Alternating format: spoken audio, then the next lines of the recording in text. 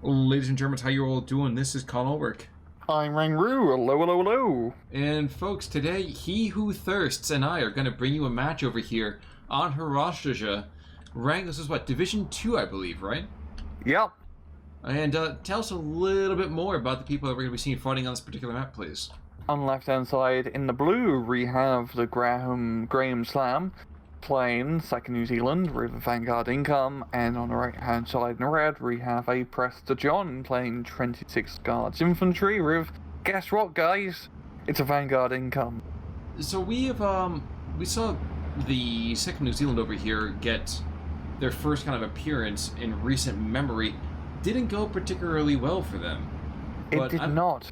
Super excited to see what the heck goes on now. I mean, this is... Actually, you know what? I don't even want to taint... I don't even want to taint it.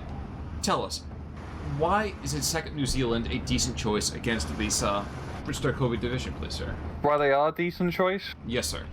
Yeah, the second New Zealand's like a lot of Commonwealth divisions. You know, you got the infantry spam, you got Sherman spam. I think your plates will do a little bit better just against the guard DPs because they're both kind of similar in array, just in terms of numbers and decent amount of firepower. But yeah, it should be pretty interesting. We also don't see 26 Guards Infantry a whole lot. That's usually due to the fact that they don't have a lot of T-34 spam or Sherman spam, and that's really what makes or breaks Russian divisions, let's be real here. The one thing that's a little bit disappointing, or not, I mean not disappointing, maybe has cause for concern, is that the second New Zealand doesn't have any sea infantry at all. In fact, they don't have any sea anything in their entire deck, so I'm a little concerned about that.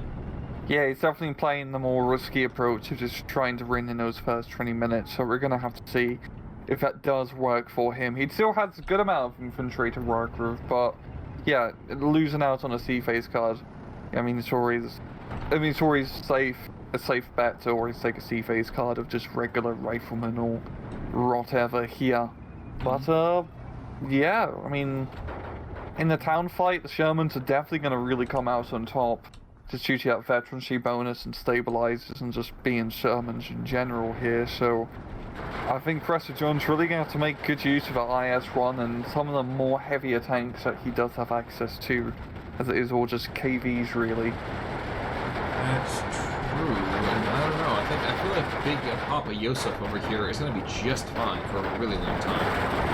I don't see Sherman's being super effective. I don't even see them being aggressive about that. Yeah, and New Zealand doesn't have a whole lot of long-range heavy AT. He has some 17-pounders in B-phase, but that's really it. It's just 6-pounder spam and Sherman spam, which, hey, does work. If you've seen that Nilla match, you'll definitely understand why. But on a map like this, it's a bit more harder, because the central, there's a bit of open field on this map. You know, it's not in the most important areas. Really, the most important areas are pretty close quarters on the flanks and in the town here, but still an opportunity to shoot people at long range with heavy anti-tank. You know, kind of interesting, we did just see a ZSU move on up here, and I kind of forgot how much of a groundskeeping piece of equipment it is, as it just kind of buzzsaws through everything in its way. Yes, it is. It's pretty damn good at that. I mean, I've seen IL-2 37 trying to get some strafing runs, or anti-tank runs, I should say, but it's not the most effective anti-tank piece, so he is going to be forced to bugger off for now. Interesting. Indeed it is. But yeah, it's pretty, even Stevens so far. I mean, it's 13-11 Prestor John getting that advantage in the town as he holds a central position of it. But Graham can definitely still push in. I mean, those oblites, I gave him a little bit of a hard time in the previous time we've seen New Zealand, but I think are actually pretty damn good infantry for the price. Well, and that's the important thing here, too, is that for the price is the biggest concern here, right? Yeah. I mean, only 5 points more on a, Commonwealth rifle squad, and you get an extra machine gun and an extra submachine gun, and 2 extra guys, and Raider trade. Yep. I mean, he still lack AT, of course, still sucks, but for 25 points, it's a pretty good infantry unit. Yeah, there's a reason why, with a lot of New Zealand decks, you do see him being the main pick. And one thing I have to see a little bit more of is I feel like the New Zealand decks depend a lot more on their artillery than they do from a lot of other groups. Mostly because otherwise they're going to get buried under just tons and tons of infantry. Like, it's going to happen right about now. We have, what, 6 new squads of guards being delivered to the front? Yeah, like a lot of guards, yeah. It's really, like a lot of Commonwealth divisions, they really do rely on Shermans and high explosive fire support vehicles to help out. You can't just really push with the infantry by themselves. Although the carriers try to do a pretty damn good job by themselves. There we go. So 140 off map being brought in. Yeah. And another run's coming after this KPU, excuse me, IS-1. And another aircraft just gets sent away ignominiously back to the showers. Yes, and same for the Ac-9 as well. Quite a lot of anti-air early on. We've got Beauforts, we've got quite a few ZSUs. This is pretty heavy anti-aircraft firepower so early here. Now the Ac-9 coming in, gonna be bombing the Vickers, and down goes the Vickers. But you know what? I feel like the ZSUs have a good level of multi-purpose. The Bofors, I desperately want to love Bofors, and they're a great area denial for aircraft, but I feel like the ZSUs are just far more efficient in what they can do. Yeah, you can move, they're mobile and armored, so you can move them up, shoot some, Greeks, and then bugger off. The IS-1's still alive. There's a PTRS behind the front lines. This is gonna get ugly. Oh, I do love seeing the sneaky PTRS play. I hope he gets like a few good kills. I mean, I don't think he's gonna kill Sherman. He's probably gonna kill one of these transports, and then immediately die to overwhelm with firepower. But I do like his northern push though, using the superior PPSHs and some Lokomochikis to try and capture that flag, giving them a 14-10. Now, if he can really get some armor and more infantry up here to really secure that push, that'd be a pretty good position to hold on to, because that's, 3 rather juicy flags, which are easy to contest. Looking at that, I feel like the Diggers are probably the weakest New Zealand infantry here. Yeah. I mean, yeah, the Diggers Pia are right, because it's just your anti-tank infantry, which you can get, but yeah, regular Diggers, which are essentially just rifle teams, the Operates are definitely the better choice. Diggers PR are just for the PR. Yep, and PTRS got himself a kill. Nice. And as he has retarded the progress enough that it's going to be enough time for that. Yep, the guard's going to take one flag. Actually, I have a second. So yeah, this is going to be ugly real fast. If the IL-2 could kill out Sherman, I'd definitely give him time to really secure its northern push here, but he has no real armor. Yeah, the Piat does get one kill on the guard, and the second guard team does manage to unload as the Piat does miss, because it is a Piat. Can't expect too much from it. I actually thought he was throwing grenades in, but maybe the oh yeah, maybe that could have been it too. You're probably right.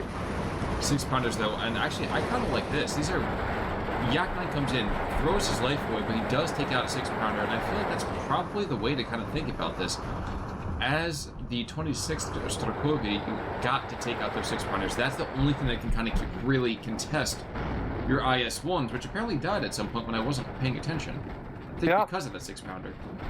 Yeah, but it's always a curse when we're doing our casts. Like, all the interesting thing dies off screen. That's the sound of a very, very lazy narrator, so that's what we do, guys. Like, we don't really care about showing you the big booms or the vital deaths. As long as you guys can us, right? Yeah. But yeah, it's this central push here from Graham. It's actually working pretty well now. He's making some good progress. Gonna flip a few flags. Stackhounds and the armor really coming in quite clutch here. I think Prestor John's definitely been more focused. Point Dries up north. Yeah, he's just loosened up a little bit in the center position, and also losing the IS-1. And yeah, he's getting pushed out of this town really fast. And you can't really afford that, because once you fully lose that town, it's very hard to get back in. Actually, one thing that's surprising me is those 30 carriers are much better than I kind of initially gave them credit for being. The double Browning on top. It's not it's not perfect, but it's just enough firepower to make you actually care about it, And it's 5 points, exactly. Which is really good. Like 5 points for 2 machine guns on an armored platform is very worthwhile. I mean, if anyone's played War Game Red Dragon and know the DLC creep of APCs with more machine guns, you know what I mean. Actually, I will say I think it's free recently, but It was free recently, yes. It's had like a lot of players due to that, which is pretty cool. Nice to see a resurgence on that game. So I'm watching as the Kitty Hawk to the north goes and tries to bomb those 2 sniper teams.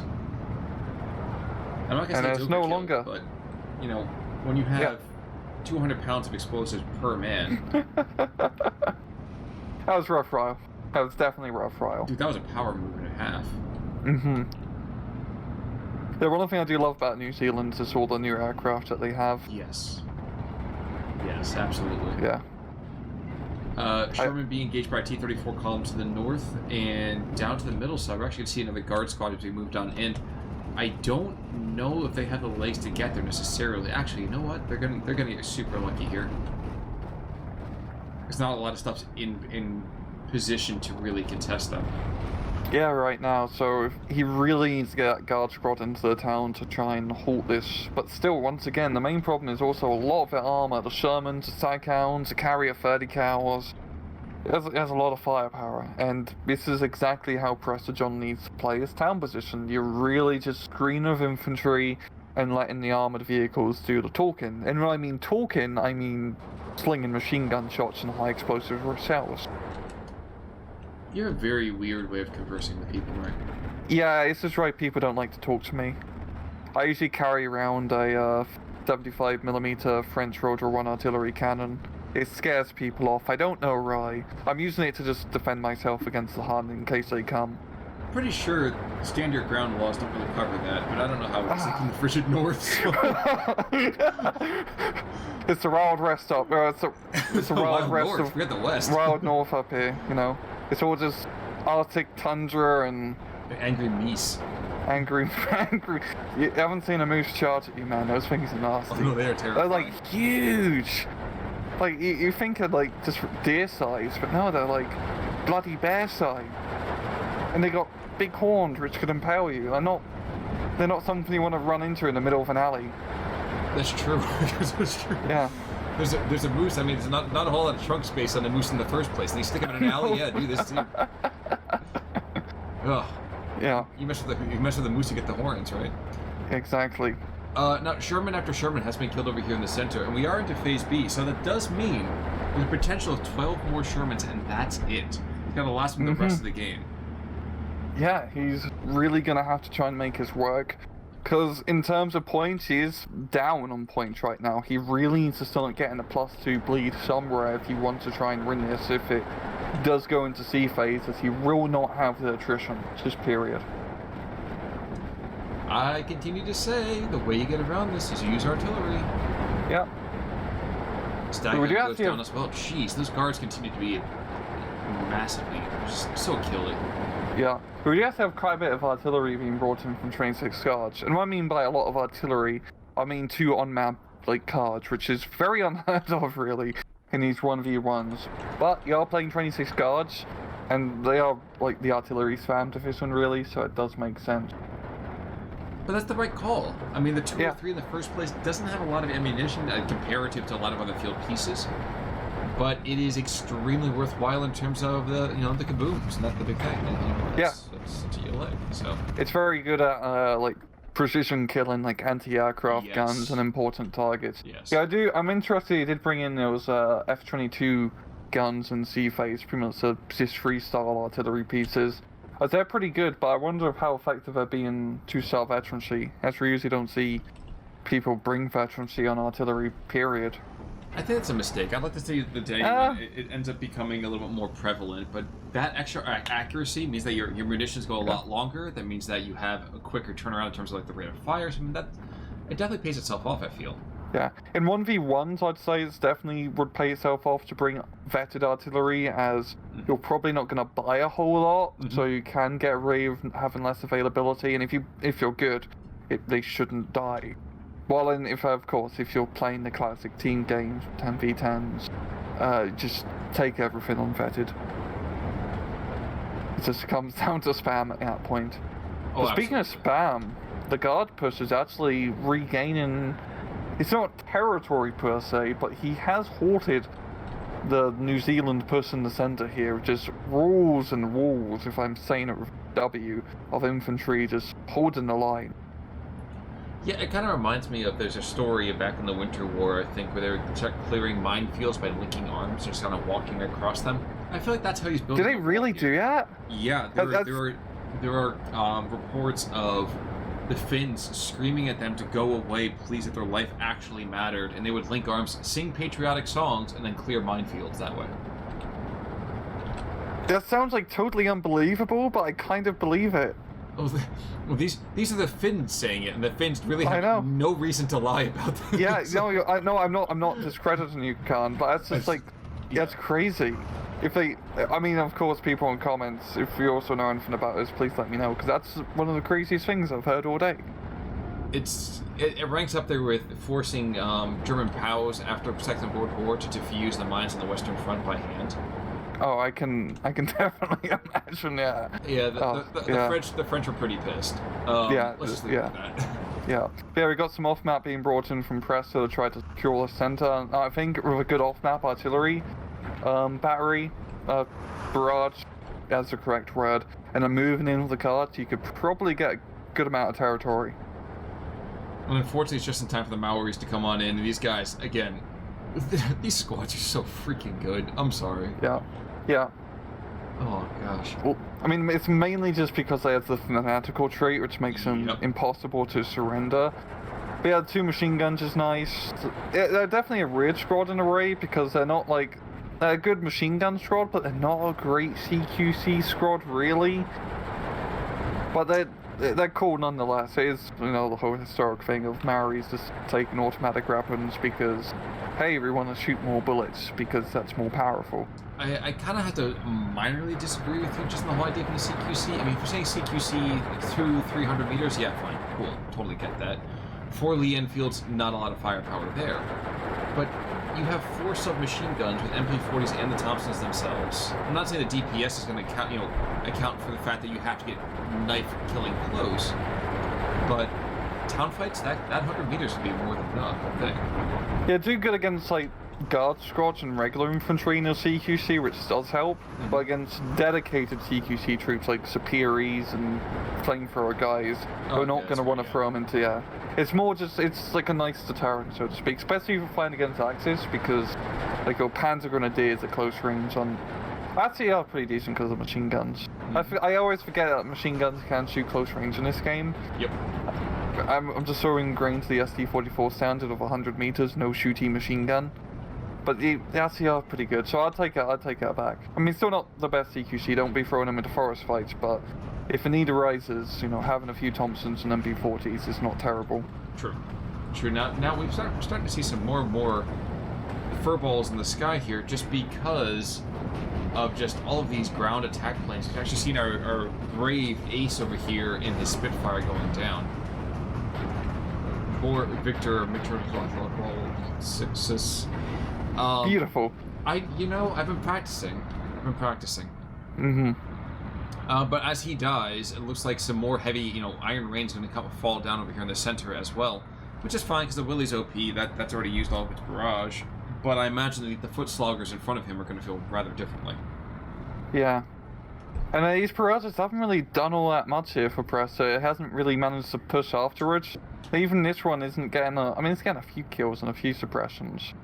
Yeah, I do hope Prestor will make a push after the artillery does drop, because he could make a decent amount of headway. He really needs to try and gain well, he does need to get territory, of course, to get that +1, but he does have that attrition game, just looking deck rise, and he still has a lot of time, really, so I feel like he's not in a huge rush to try and push back, but, sure, it's still nice to try and run earlier, for obvious reasons. Well, I might be wrong here, but I think he took out the OP with a 25-pounder, so that was like the first shell went in there, murked the OP over here from the Soviets. And now he's just kind of having fun by just kind of continuing to pound the corpse into the deeper and deeper hole here. But this is the kind of thing that I think is worthwhile. He's got the supply trucks, he's got the off-map, well, he's got the on-map for that matter.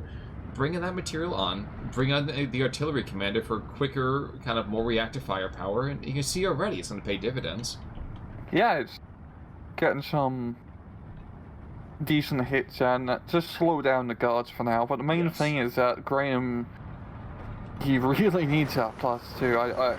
I mean, we're just entered into C phase right now. He's just gonna start running out of stuff eventually. I mean, the same thing with Prestor. He does C phase units, but not a whole lot either. But I still has 2 ISUs available to him, and those things are pretty nasty, man. And we're actually going to be seeing a 203 being brought out. Probably try and do some counter battery. That's the right call. Just absolutely is the right call. Yeah. Down to the south, these guys have just been having a smoke. Oh, yeah. So that's fine. I mean, congratulations to them. They've been able to kind of just chill. And unfortunately, it looks like both these 25-pounders are probably going to get barraged by the same piece of artillery pretty quickly here. Yeah. Yeah, it's really just coming down to this town fight now. Northern push is definitely slowed down here for Prestor John, as Graham did manage to push him out. Yeah, he's actually going to be trying to push back here. But the Maoris, like, this is a good CQC engagement for them as they're just fighting regular guards. So that's going to work out quite nice. Yeah, I was going to say, it's going to be a bit of an asterisk, and they have fortification bonus, they have, like, they're just super duper close. Yeah. It's going to take quite a lot of guards to rout them out, and of course you can't just surrender them because they got that lovely fanatical trait. But Graham, I'm feeling a little bit worried for him. I mean, he still has that 1 flag advantage, but it could all tip very quickly. I mean, that 1 in the town is so close to flipping. I do not understand not pressing to target, though. There we go. We finally have pressed to target. He's going to probably lose the Spitfire here, but he had 3 different planes that moved in, and 2 of the planes he was like, I'm not going to press. Yeah. Yeah, that's a lot of anti-air in that town. It's going to be... see, it's only 2 ZSUs, but it's enough to shoot down a Spitfire, which is all that really matters. Well, another 25-pounders is going to go after that, and the 203 is actually aiming for the town. Curious. Huh. Oh, he's trying to... I thought he was trying to shoot the Bofors, which has to also be a pretty good call. But yeah, just shooting into the town here. ZSU backing off, which is a good call, and the other ZSU, yep. So, I think Prestor John over here has looked into the eyes of the Ethiopian Lord and realizes, yep, ZSUs need to kind of be where ZSUs belong, at the end of the alphabet. So, it's a good call. All the way at the back, yes. Yeah, exactly. Yeah, it definitely feels like it's just going to come down to the town fight now, as both sides are really just throwing everything in the kitchen sink in there. I mean, we even have bloody 17-pounders in there, and it's not the most ideal spot for a 17-pounder. Probably a little bit too close for their liking, but there's some KVs, and they do need to die. Yep, without a doubt. Yeah, because those KVs can actually trade pretty efficiently as a Sherman, since they have a lot of armor. They're pretty... I mean, they are technically heavy tanks. They're not like the best heavy tanks, but they're still... Actually, I would classify them as proper heavy tank. I mean, 125 armor is only, like, 5 off. Or I think it's the same armor as Tiger, actually. Or maybe a little bit more. Anyway, it's heavy. Germans don't like it. Yep. What the hell just happened? What did happen? I'm just... What happened? The KV-1 monologues, I have no idea what you were just saying. Is it a heavy tank or not?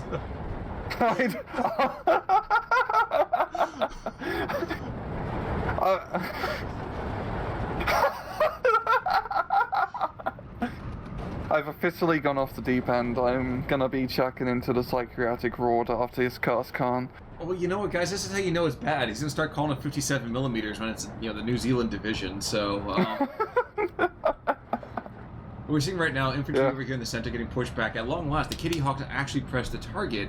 And look, they even both made it out without actually dying. So, to me, I feel like that screams you've got to be aggressive with the air power. Yes, yes. And here's one more thing we haven't seen yet. We actually haven't seen Boston's at all. There's still 4 Bostons we could see. I'm not suggesting that they're going to be able to turn the tide by themselves. But you know what? There's an awful lot of infantry and a couple of tanks here as well in the center that could really benefit from a paddling of high explosive. Yeah. For now, Graham is holding on to his town. Like, he's got like a good no man's land set up with the artillery. I mean, Prestor John has been forced to retreat a bit with his infantry. I'm still once again curious about the attrition so far. I don't think Graham has a lot of those opulentes left in him. while there's still a lot of guards ready to be poured into here. True. And actually, we're seeing up north for half a sec. We are seeing successful hold, but now these IL-2s are coming in, and 200 kilograms are coming down a piece of those bombs. And the Maoris, they might be fanatical, but they can be slain just like any other man. Yeah, bombs are pretty indifferent about your morale. About your morale. Bombs don't care about your HP. That's true. That is true. Unless, of course, you are, in fact, a Voltorb, at which point, explosions only knock you out. It's never effective in self-destruct. Indeed it is. But I feel like it's going to be a slow bleed for Graham eventually. I mean, the town flag is so close to flipping here, and he hasn't really managed to make that +2. Yeah, we go. It flips over to a Trove. And yeah. This can be fixed, though. He pressures that one guard over here with just one set of artillery shells, and that could be enough. That's very true. Very true indeed. But the action's really happening up north as some T-34s try to crest over the hill, and some airplanes are duking it out in the sky. Interesting. Artillery is turning its attention to the north. I'm not sure I really would have done that, but hey, that's good on them. Another 203 to the north. The other one probably got bombed or something. I think it's dead. Yeah, it's dead. Yeah, it's quite dead. It's having its own private campfire, I can tell you that much. He just needed to bring his own marshmallows, really. That's true. But hey, you know what? I think they like their meat red. So. Ooh, I wonder why.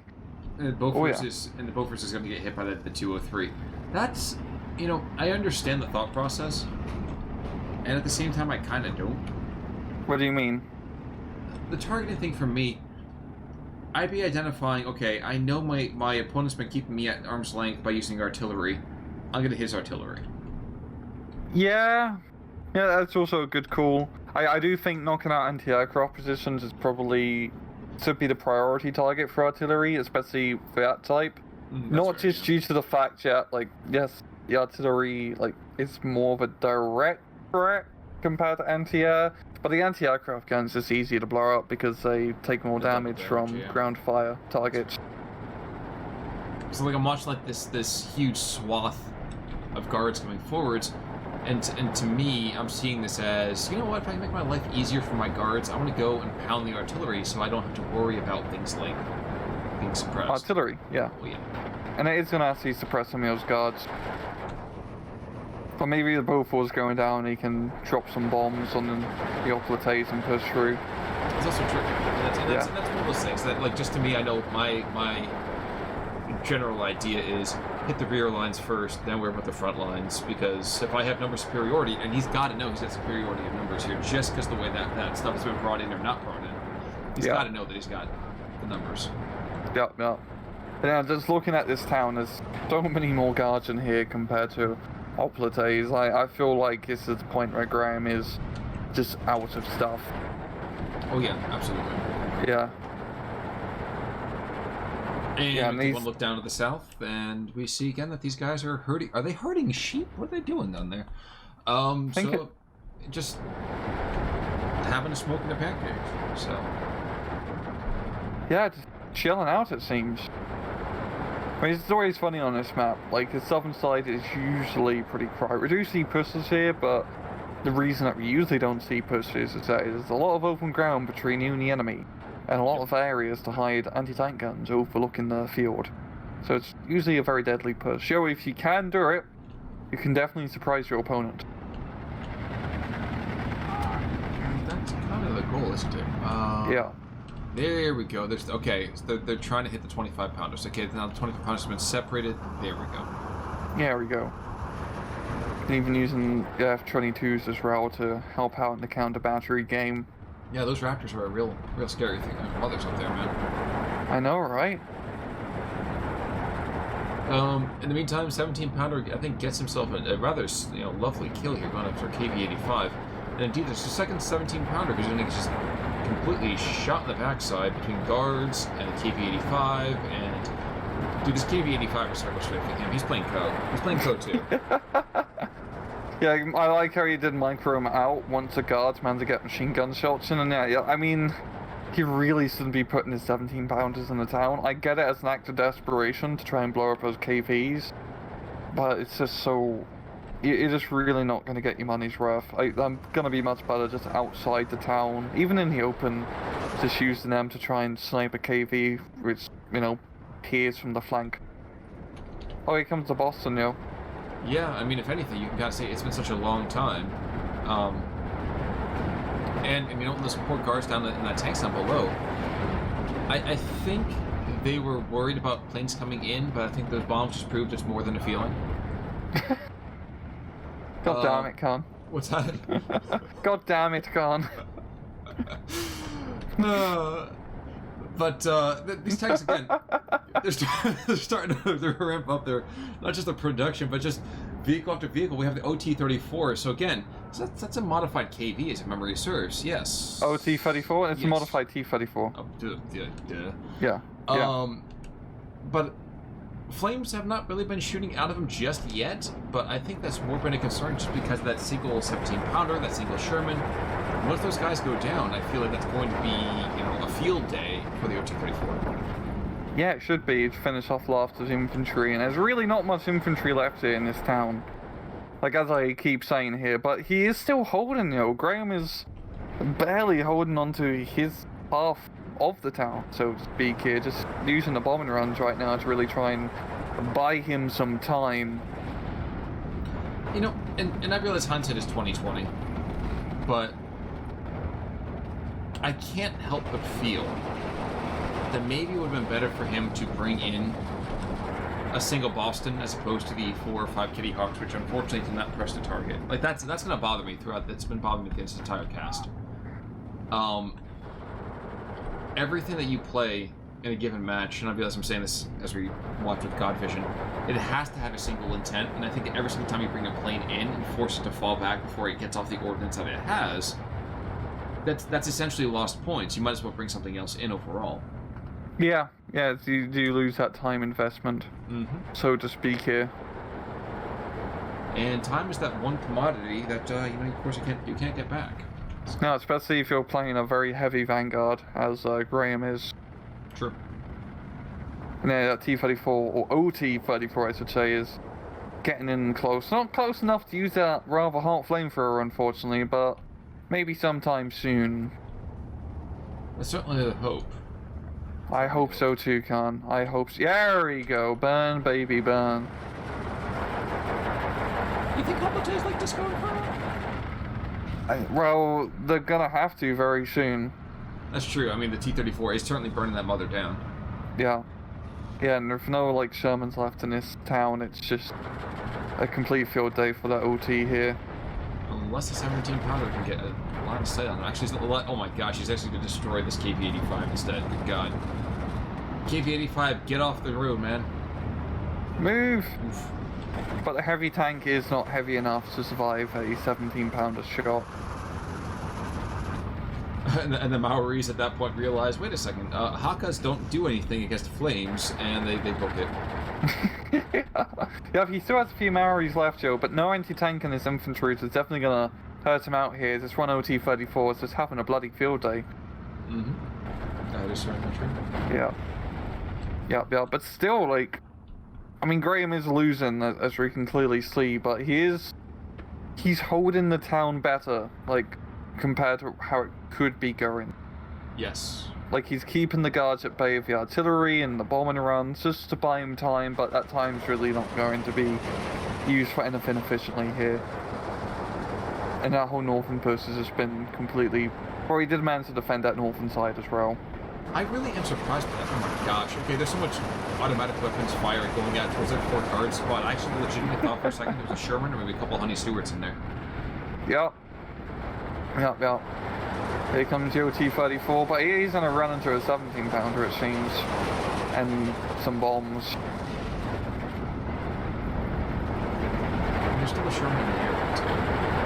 It's only a single Sherman. It's a Sherman nonetheless. And there's a 17-pounder along with Maoris, and that was hard to watch. Wow. Cover the eyes on your kids. I know, right? Lots of violence going on here. Well, now we see violence in here consistent. Yeah, it's completely right. Yeah. OT-34 is going to find himself getting shot in the backside. I'm not really sure I really want to face my fuel tank towards people when I have a lot of, like, other rounds too. Basically, liquid napalm. Yes. Okay, he's going to turn around in time. There's two Shermans. Oh, yes. Oh, he might get an arm. Oh, he flames the first Sherman, but doesn't do much. And the second Sherman comes in and saves the day here. He's actually pushing back now. Like, Graham's pushing back with the few things that he has. There's a lot of guards. This is the last stand. I mean, again, we have two IL-2s moving on in. The artillery has barely spoken over on the Soviet side. There's still, I'm guessing, another 10 or 12 guards to come out. I hate to be that guy, because you know I'm an optimist eternally. Of course, Con. I've known you. You're a very optimistic guy from when I've known you. Exactly. That's how you know my glass is always empty, because I need more to drink. But I feel like this is that last kind of like hopeless charge of the light brigade kind of thing, because now we're seeing more KV-1s being brought in. And while yes, we haven't seen a lot of tanks, that's more just because there aren't any tanks to be had. Yes. But I can trade 3 squads of guards for every Sherman that's left, and that's still a success for me. So, I don't know. Yes. Yeah. The IL-2's like not doing great anti-tank rise, but just suppressing the Shermans for now, and I feel like it's really been these Bostons and other bombers that have been coming in. That's really been, buying that time for Graham, but there's so many guards. I mean, if you just look at it from, like, Graham only has 55 infantry units in total, while Prestor John, 117. Yep. And that really says everything. Oh, it absolutely does. Yeah. No, that says everything. But he refuses to give in, and I gotta admire that gumption. Watch, surrender. But New Zealand. I feel like New Zealand has been one of those things. I feel like people are still trying to figure out how to play them exactly. I know you mentioned the fact that it's a Commonwealth deck. You're absolutely right. There's still good in there somewhere. I can feel it. The Emperor hasn't driven it completely from him. Yeah, I mean they're very similar to Third Canadians in a way. Really, I think you have to play it like you would with Third Canadians. Like, I think you can do a pretty similar effective rush. Yeah, Nilla did, as we've seen in that cast, with like Sherman spam, high-powered infantry just rushing right in. Because you do have like pretty good infantry in New Zealand. It's just the anti-tank is a bit to be desired. But there we go. 1,000 kill difference, roughly, which is usually pretty standard. And there you go, the Yak 9 with Nikolai over here. Whoa! A lot of those are infantry kills, but that still leaves a lot of very, very effective firepower. And geez, I didn't even see 2 Bostons go down, but we have 1 ZSU over here by Kapolov. 4 air kills. That's impressive AF, man. Jeez, and the other one, Borderdine's got 3. I think what else had to have happened at the end. The IL-2 over here, 4 ground kills. KV-85, 3 ground kills. KV-85, 4 infantry, 1 tank. Yeesh. I take back what I said about the IL-2 not being a good ground attack plane. Getting 4 kills with 37 is pretty good. On the other side over here, Sontag, several kills, well done to him. Bofors did pretty well, taking down 2. Except for Oplates doing decently well. But the major issue, and we'll talk about this every single time we see the second New Zealand, is that you've got to be more efficient about how you deploy, I would say, your limited anti-tank assets. Yeah. I think that map is harder to do the hard Vanguard A phase, B phase rush, as that town fight is a real slog, and he almost got it under complete control, but then the guards band came in and shut it down. And it's also a hard map to really effectively push the flank. The flanks are pretty choke pointy, and the northern flanks have a good density of flags, which makes it rough to push, while the southern flank, the flags are pretty spread out over the large peninsula areas, which doesn't really make it rough to push. So I think the map also hurt him quite a bit, because that is a very choke pointy map, and it's harder to do that hard Vanguard push on such a map like that. Well, and that really is just kind of the issue of roles. That sometimes, some days you're the windshield and some days you're the bug. So yeah. But regardless, GrahamSlam, I always enjoy seeing him play over here. Prestor John, I mean, he's a holdover from way back when. I'm happy to always have him on board. Mm-hmm. Any final thoughts for our intrepid heroes? Not today. Well, folks, maybe if you check back in next week, Rang will have some more thoughts then. Until then, I'm Con Ulrich. I'm Mangaroo. Take it easy.